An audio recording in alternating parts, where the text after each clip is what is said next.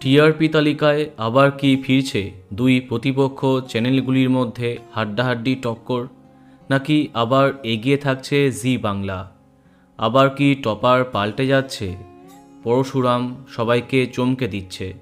এদিকে নতুন গল্প ভোলে বাবা পার কারেগার টিআরপি বাড়ছে। চলো দেখা যাক এই সপ্তাহের আগাম টিআরপি। 5:30টায় কুসুম চারের ঘরে টিআরপি বজায় রাখছে। এদিকে সামান্য বাড়তে পারে ভোলে বাবা পার কারেগার টিআরপি।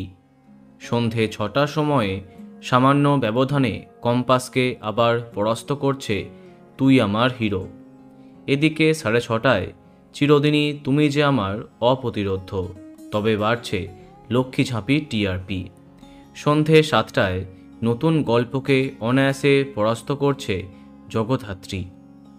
7:30টায় এই সপ্তাহে একসঙ্গে স্লট পেতে পারে ফুলকি এবং রাঙামতি।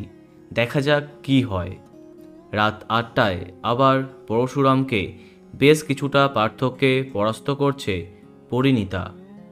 এদিকে 8:30টায় দাদামণি আবার বাজিমাত করছে, তবে নতুন চমকে বাড়তে পারে রানী ভবানী টিআরপি। অন্যদিকে রাত 9টায় জমজমাট পর্ব উপহার দিচ্ছে জোয়ার ভাটা।